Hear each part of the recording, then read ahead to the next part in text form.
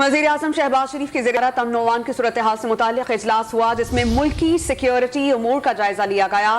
وزیر اعظم نے وفاقی وزیر داخلہ کو چاروں صوبوں کا دورہ کرنے کی ہدایت کر دی ہے۔ مزید جانتے ہیں ڈان نیوز اسلام آباد کے چیف رپورٹر ثناء اللہ خان سے۔ ثناء اللہ بتائیے گا اجلاس سے متعلق کیا معلومات ہیں، کن اہم امور پر بات چیت کی گئی ہے؟ ثناء اللہ آواز آ رہی ہے آپ کو؟ جی آواز آ رہی ہے۔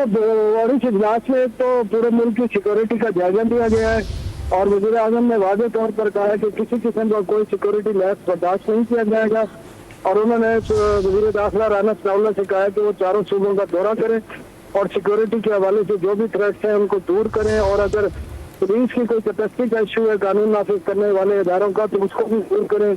وسائل کے حوالے سے بھی بات ہوئی ہے۔ اس کے ساتھ ساتھ جو اوور آل سیکورٹی کی صورتحال ہے، خاص کر پشاور بم دھماکے کے بعد، اس کا بھی جائزہ لیا گیا اور اس کی جو انکوائری رپورٹ ہے اس پر عمل درآمد کے حوالے سے اور اس میں جو پیش رفت ہوئی ہے اس کے بارے میں بھی آگاہ کیا گیا۔ جی ثناء اللہ بہت شکریہ آپ کا۔